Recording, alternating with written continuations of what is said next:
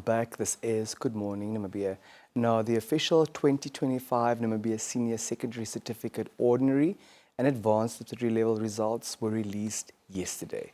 The Minister of Education, Innovation, Youth, Sport, Arts and Culture, Dr. Sanet Steenkamp, made the announcement and highlighted that over 38,000 full-time candidates registered for the NSSCO examinations in 2025 compared to over 40,000 candidates who had registered in 2024. The overall academic performance improved, with 40.3% of candidates meeting the revised benchmark of at least 25 points in 5 subjects.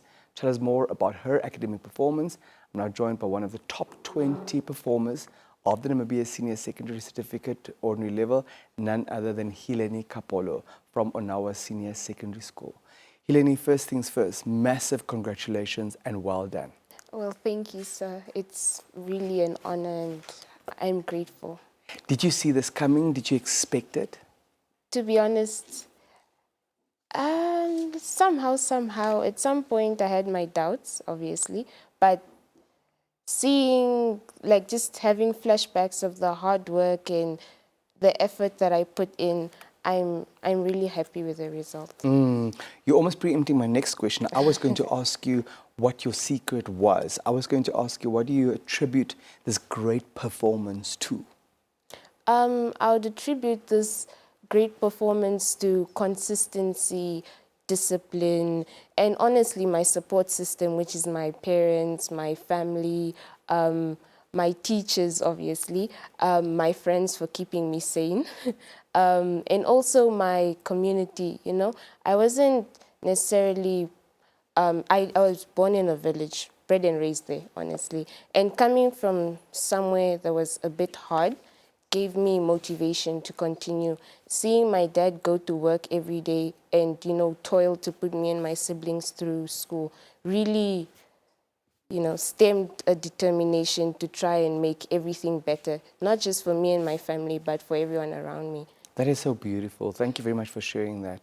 Now, speaking of sharing, what methods, what strategies did you use? Letting out my secret.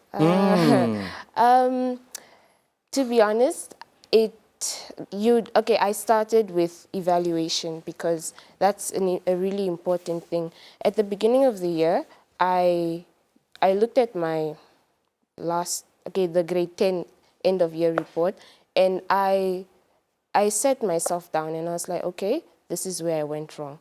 And I sat down, thought of possible solutions to ensure that, okay, I can work on my shortcomings so that I could do better. And, throughout the year, I tried to learn what my flaws are. They aren't really flaws, they're just setbacks.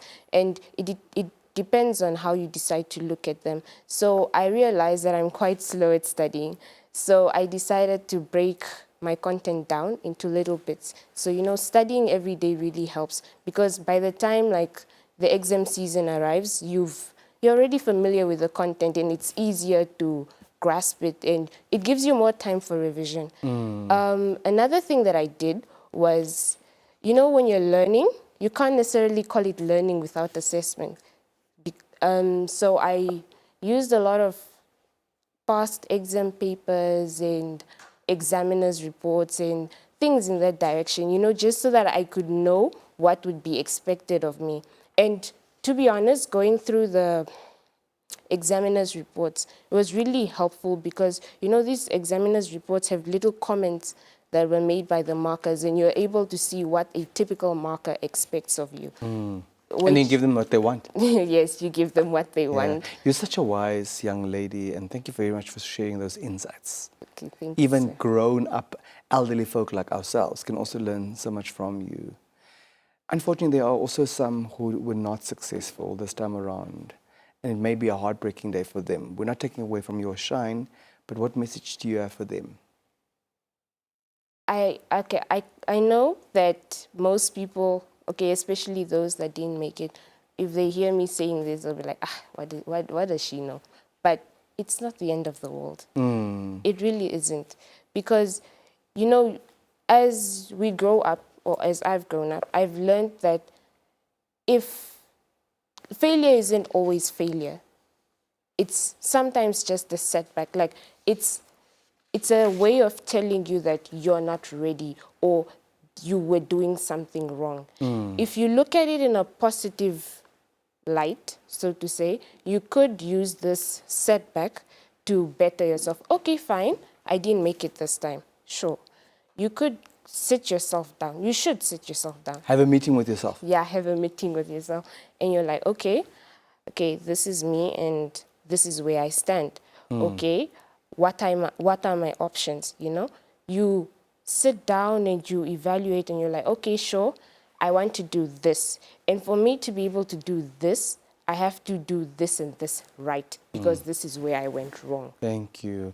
What is in store for you as far as 2026 is concerned? 2026, honestly, is just more hard work because what else can we do? You will be doing A's this year? Yes, most definitely. Are you excited? Scared is more the word, but yes, I'm also excited. Beautiful. You mentioned your support system earlier. As we wrap up our conversation, what message do you have for your mom, for your dad, for your siblings, for your friends who help keep you sane, and for your teachers? To everyone, to my support system, honestly, thank you. Like, without all of them, I would be broken and probably not where I am today. And, you know, especially for my, especially to my mentor, Miss Hedwig Ndokosho, she really encouraged me and, you know, motivated me, and she kept me going, especially on those days where I was honestly discouraged. Where I was like, these books have to go burn. Like, they just have to burn. We're so grateful you didn't burn the books. No. Congratulations once again, and may the AS journey be a fulfilling journey, and all the best of luck. Thank you for your encouragement. Thank you for your self-awareness. Thank you for your gift that you're sharing with Namibia. Thank you.